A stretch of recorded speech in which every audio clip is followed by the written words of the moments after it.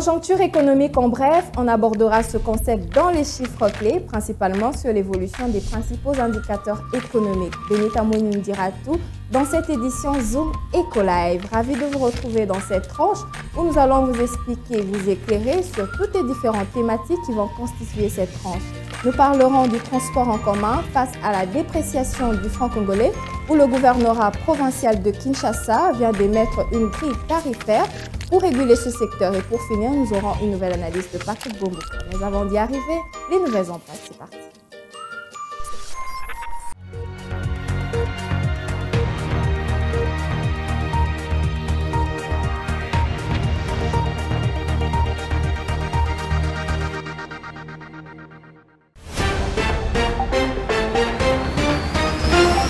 Commençons les nouvelles en bref avec cette information.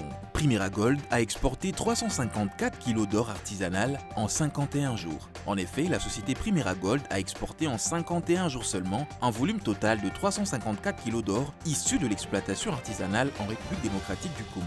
Ces chiffres ont été fournis par le ministre congolais des Finances, Nicolas Kazadi, via son compte Twitter ce vendredi 10 mars 2023. En effet, le ministre Nicolas Kazadi n'a pas précisé des détails sur les lieux où ont été achetées cette quantité d'or artisanal. Rappelons qu'au mois de février 2023, Nicolas Kazadi avait déjà fait savoir que 207 kg d'or d'exploitation artisanale ont été exportés venant essentiellement des provinces du Sud Kivu et de l'Ituri.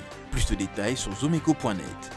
Autre nouvelle, en RDC, gestion de 0,3% des chiffres d'affaires des sociétés minières, des organismes spécialisés se mettent en place. En effet, la ministre des Mines de la République démocratique du Congo, Antoinette Samba, a annoncé au gouvernement la poursuite des opérations de mise en place des organismes spécialisés par des équipes mixtes mines-affaires sociales. Dans un rapport soumis à l'approbation des membres du gouvernement lors de la réunion du Conseil des ministres tenue le vendredi 10 mars 2023, la ministre congolaise de Mines a fait le point sur une série d'actions menées en exécution des dispositions du manuel des procédures de gestion de la dotation de 0,3% minimum du chiffre d'affaires pour contribuer au projet de développement communautaire dans le secteur minier tel que fixé par un arrêté ministériel approuvé lors de la 32e réunion du Conseil des ministres. Plus de détails sur zomeco.net. Avant-dernière nouvelle, avant de clore cette session d'information, les premiers ouvrages du programme de développement local des 145 territoires seront livrés à partir du mois d'avril 2023. En effet, cette nouvelle a été faite par le Premier ministre Jean-Michel Samaloukonde Kyenge lors de la réunion tenue ce samedi 11 mars 2023, regroupant tous les membres du gouvernement, les agences d'exécution, les experts concernés par la mise en œuvre du programme de développement local à la base de 145 territoires. L'objectif de cette séance de travail était de recevoir les premiers rapports des différentes agences d'exécution sur l'état d'avancement sur terrain.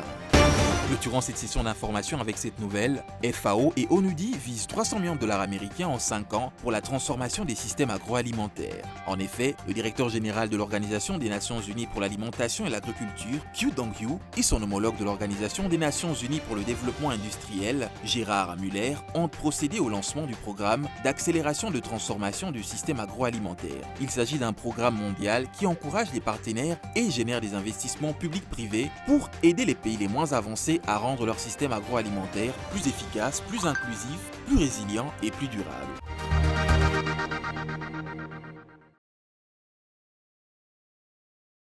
Juste après les nouvelles en bref, nous allons ouvrir cette édition avec les chiffres clés présentés par Benita Mouini.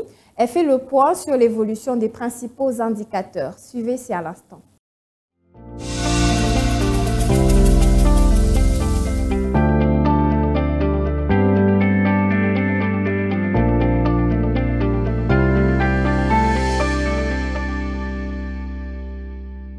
Benita Mouini, bienvenue. Merci Ounamaka. Avec vous, nous abordons la question sur l'évolution des principaux indicateurs en République démocratique du Congo. Mais avant d'y arriver, parlez-nous de la cote de bourse à Kinshasa.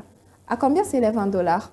Voilà, comme à la coutume, nous allons débuter déjà avec la Banque centrale du Congo où un dollar est fixé à 2037 francs congolais. Un franc CFA s'échange à 3,27 centimes et 1 euro à 2149 francs congolais.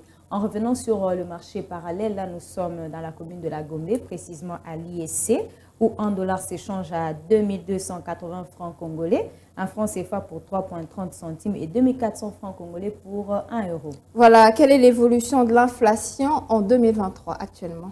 L'inflation a ralenti pour la deuxième semaine consécutive avec un taux hebdomadaire de 0,3% au cours de la première semaine du mois de mars 2023, contre 0,5% la semaine précédente, portant cumul annuel à 4,5%. Que comprendre exactement sur la variation du taux de change nominal? Sur le marché de change, il a été noté que l'accalmie se poursuit et s'est traduit par une faible variation du taux d'échange sur les deux segments du marché, donc à l'officiel et au parallèle. Sur le marché officiel, le taux d'échange s'est établi à 2036 francs congolais pour $1 américain, quasiment à son niveau de la semaine passée. Au niveau du segment parallèle, le franc congolais s'est déprécié à 0,5% pour la deuxième semaine consécutive, situant le cours vendeur à 2308 francs congolais. Voilà, parlons à présent des politiques budgétaires et monétaires. Que dire des réactions? Concernant les réactions de politique budgétaire et monétaire, il s'agit de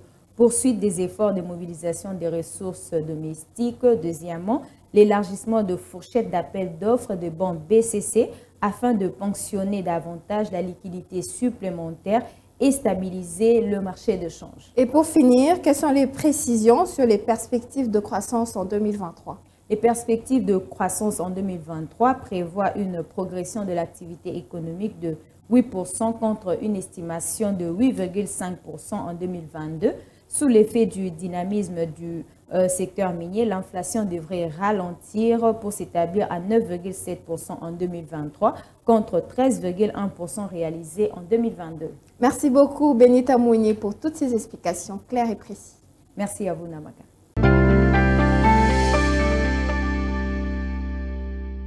Au vu de la dépréciation du franc congolais face au dollar américain, il s'observe une augmentation des prix de transport en commun.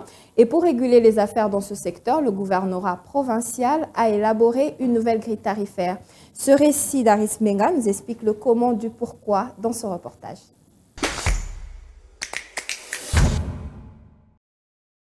La dépréciation du franc congolais face au dollar américain n'a pas épargné le prix du transport en commun qui est également en train de vaciller.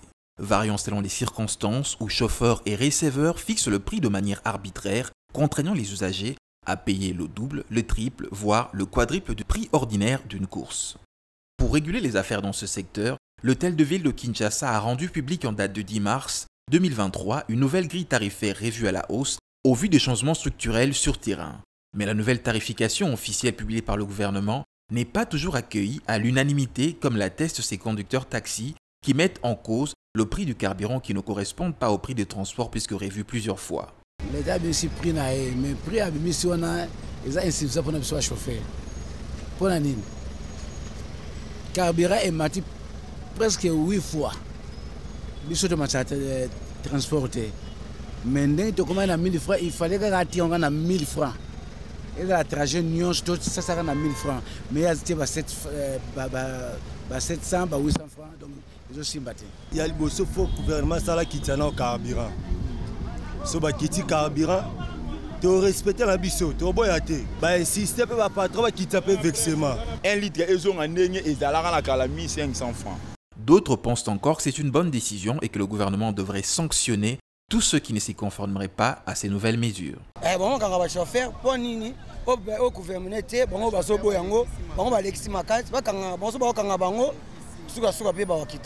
De nombreux conducteurs et détenteurs de véhicules taxis pensent au vu de la hausse du dollar américain face au franc congolais que le prix fixé par le gouvernement congolais constitue un manque à gagner pour eux. Le gouvernement Fouattala, ce n'est pas leur faute. Biloko ils ont maté du jour au jour. Carburant bazo somba mafuta bazo somba huile à moteur ça y est 40 il y a frein bazo somba piné bazo somba avec 500 francs ça ne représente rien parce que ça manque à gagner. En vue d'asseoir ces nouvelles dispositions prises par le gouvernement provincial, il faudrait réunir sur la même table le comité syndical des transports et le gouvernement en vue de trouver une solution au bénéfice de la population, a recommandé cet usager de transport en commun. Si le transport n'est pas bien, les agents ne vont pas arriver à temps au travail, comme les étudiants, comme les fonctionnaires de l'État, voire même dans les secteurs privés. Il faut que le gouvernement puisse écouter les comités des syndicats des transports et chercher les points communs pour que nous, les populations, qu'on soit les bénéficiaires efficaces. Deuxième journée du 21e séminaire annuel sur l'investissement dans l'exploitation minière en Afrique organisé par la Chambre de commerce Canada-Afrique. Des détails à suivre dans ce reportage de notre rédaction. Cette conférence qui se tient au Canada, précisément dans la ville de Toronto, a réuni plusieurs investisseurs venus de partout pour réfléchir sur la transformation des minerais pour la fabrication des batteries et véhicules électriques. Encore une fois, la RDC se présente comme un pays solution avec ses minerais stratégiques que l'on retrouve au niveau local. Le cas de la province du Haut-Katanga, déjà identifié. Il est prévu aussi, avec l'exécution de ce grand projet, l'installation d'une première usine de fabrication des précurseurs de batteries électriques dans la province du Haut-Katanga. Le directeur général du Conseil congolais de la batterie, Denis Lecouturier, qui a représenté le ministre congolais de l'Industrie empêché, a invité les investisseurs canadiens et ceux d'autres continents de rejoindre la République démocratique du Congo pour la matérialisation de cette démarche. C'est ce que la RDC a fait jusqu'ici, de parler de cette transition énergétique qui va entre autres amener une conversion vers les batteries électriques dans un avenir très proche. Et vous savez que la RDC a une bonne partie des minerais qui entrent dans la fabrication de ces batteries. Donc nous devons absolument profiter de cela pour attirer des investisseurs qui, en partenariat avec nous, vont faire de la transformation sur place plutôt que de l'exportation de matières premières qu'on a fait depuis longtemps. La chaîne de valeur, la transformation jusqu'à la batterie. On sent beaucoup d'intérêt, évidemment, tout le monde a les yeux braqués sur la RDC. Parce que cette transition énergétique est connue de tous. Séduits dans ce grand projet panafricain piloté par la RDC, les banquiers du secteur minier ont promis de disponibiliser rapidement les financements parmi lesquels Ecobank. La RDC regorge de ressources minérales assez importantes, que ce soit des minerais critiques comme des minerais connus. Et nous sommes dans une phase de transition où on passe vers de l'énergie, des énergies renouvelables, mais on va aussi vers les batteries électriques et qui demandent qu'il y ait des minerais qui soient produits.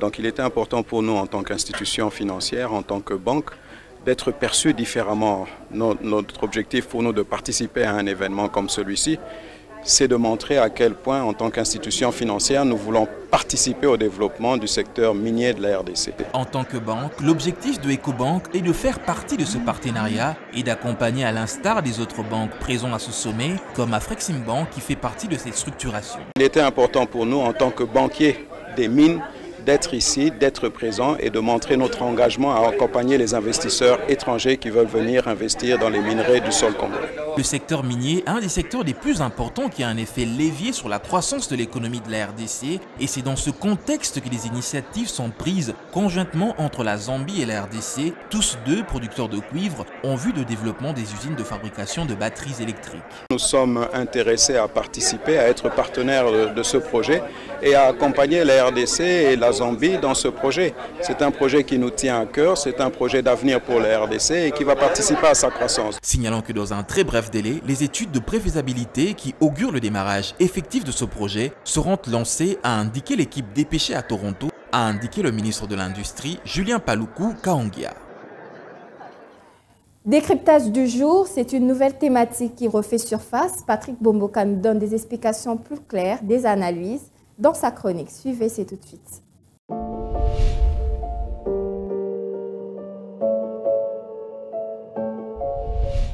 Bonjour. Les dépenses en capital sont restées non activées au courant du mois de janvier 2023 en République démocratique du Congo. D'après les statistiques publiées par la Banque centrale du Congo sur l'évolution de la trésorerie publique au cours de la période sous analyse, il ressort donc qu'aucun franc n'a été décaissé pour les dépenses en capital. Selon la même source, les dépenses du gouvernement de la République démocratique du Congo se sont chiffrées à hauteur de 1659 milliards de francs congolais en janvier 2023, alors que les recettes mobilisées ont tourné autour de 1151 milliards de francs congolais, un montant équivalent à 572 millions de dollars américains. En tout état de cause, il se dégage donc un déficit budgétaire de l'ordre de 496 milliards de francs congolais. Pour l'exercice 2023, la loi des finances fixe par exemple les dépenses d'investissement à 10 577,9 milliards de francs congolais, soit un peu plus de 5 milliards de dollars américains. Et toutes ces dépenses sont principalement axées sur des projets des secteurs sociaux et porteurs de croissance. Dans cette enveloppe, les investissements sur ressources propres sont chiffrés à 123,9 milliards de francs congolais, représentant 21,9% des dépenses du budget général et devant donc couvrir des projets de développement du gouvernement central évalués à 1946,8 milliards de francs congolais, incluant les projets inscrits dans le programme de développement local de 145 territoires. Que dire des dépenses en capital? Les dépenses en capital comprennent les dépenses consacrées notamment à la construction, à la rénovation, à la réparation majeure des bâtiments et à l'achat d'équipements lourds ou des véhicules. Merci de votre attention.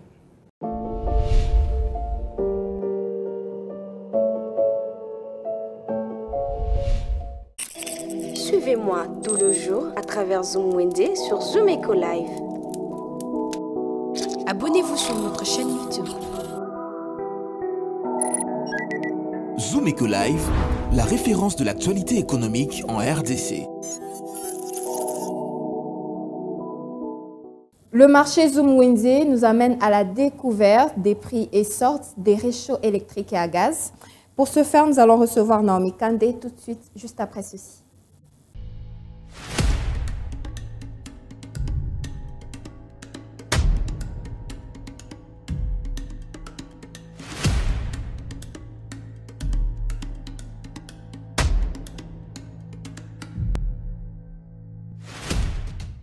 Naomi Kandé, vous êtes déjà avec nous, bienvenue. Merci Judith. Voilà, qu'est-ce que nous devons savoir sur les prix de ces gaz et réchauds électriques? En effet, ce nouveau numéro de Zoom Wende s'est rendu au grand marché de Kinshasa sur l'avenue Commerce pour vous ramener le prix des différents réchauds électriques ou à gaz pour vos ménages. Voilà, nous allons poursuivre avec ces différents prix qui nous ont été ramenés par Naomi Kandé.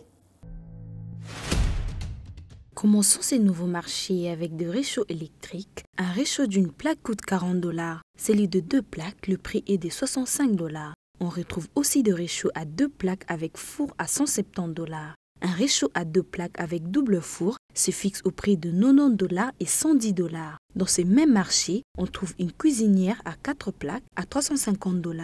Une cuisinière avec empreinte se vend à 650 $. Pour ceux qui préfèrent utiliser les céramiques, une cuisinière avec double four en céramique revient au prix de 550 $ et 625 $. Et 625 $ au marché de Kinshasa. Une cuisinière ordinaire à 4 plaques se vend à 290 $. Zoom Wende a pensé à ceux qui préfèrent utiliser uniquement 2 plaques, qui se vend à 400 $ pour 3 plaques en céramique. Celui de 4 plaques toujours en céramique, le prix est fixé à 475 $ et 390 $. 4 plaques ordinaires se vendent à 189 $. Passons au prix de réchaud à gaz. Pour une plaque à gaz, le prix est de 50 $. Un réchaud à 2 plaques coûte 75 $ et 80 $. Et enfin, pour finir, une cuisinière à gaz se vend au marché à 300 $ américains. Merci beaucoup Naomi Kandé pour cette nouvelle découverte. Merci à toi aussi Judith. Les rendez-vous économiques, c'est dans l'agenda sur Zoom Eco Live. Abonnez-vous sur notre chaîne YouTube. Zoom Eco Live, la référence de l'actualité économique en RDC. Quelles sont les rencontres économiques du 13 mars 2023? On en parle dans l'agenda avec Ada Sagras. Suivez.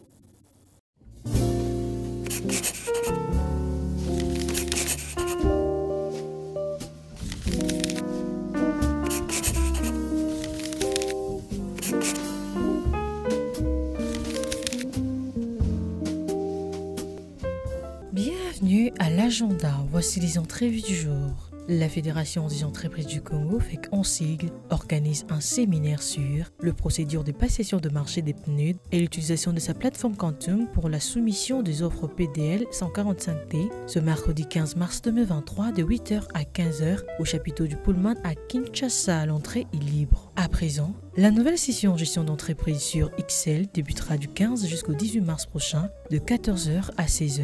L'inscription est fixée à 5 000 francs congolais et la participation à 20 $.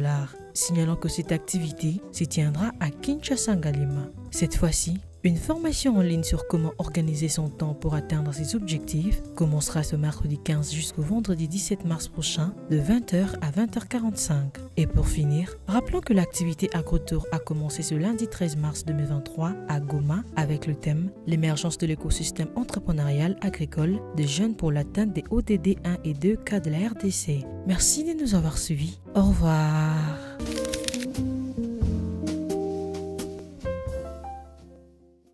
Ce numéro d'article 15 nous relate le quotidien d'une vendeuse de mouchoirs de tête, une activité qui permet à cette courageuse de pouvoir nouer les 2 bouts du mois. Suivez, c'est à l'instant. Débrouillard jamais, jamais, jamais. Débrouillard jamais, jamais, jamais. Débrouillard jamais.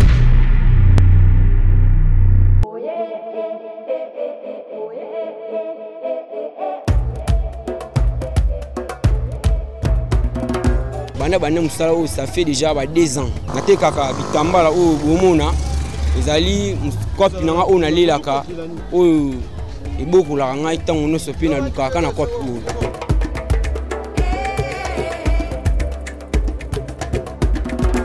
Tina lukaka boye na idarape famille na idarape bandeko mosusu pe o tozaka na bango tanto ndeko pe kozanga eloko na idarape donc idarape biso wa ebele.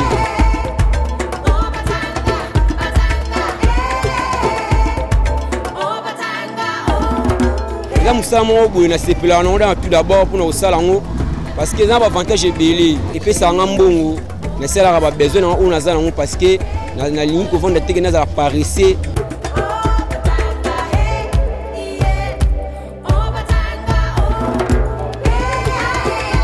ba difficulté za kake tant que sumba biloko si tam ça na balabala ba moyi tokuta na pena ba côté musu kuta pe désordre tambola pe makolo donc to souffrir pena pona lukambongo banzoto na biso pene lemba makasi et mo créer sous malade ba hémorroïde dans mbebeleka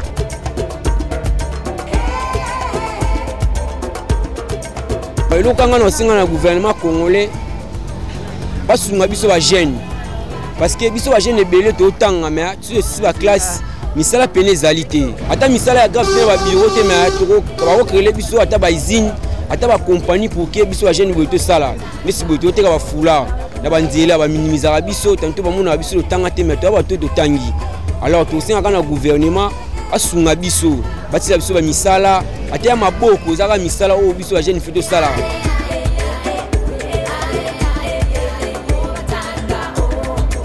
Conseil on appelle ça ba jeune totika kovanda totika ki paraisser toza ba jeune lokwa biso boye oto luka ba jeune encourager lokwa biso donc ça pena ba jeune ebele oto mona ba créer ba base ezalaka bien subo sali base moko boye boza bata mbongo sali base zemle bata mbongo bosala ba œuvre moko bien bosunga batu wana eza base moko malunga maintenant que ba jeune to vanda to sala ba base moko boye za ke to bundaka biso na biso alors eza mabe donc conseil quand on appelle ba jeune pena ko bena matoy ba jeune nyonso to se mettre na travail parce que travail yango ndeke pesa biso makasi travail no pesa biso mosolo pour te ba ko vivre pour que tout ça ba miibité pour que tout ça peut utile la nation.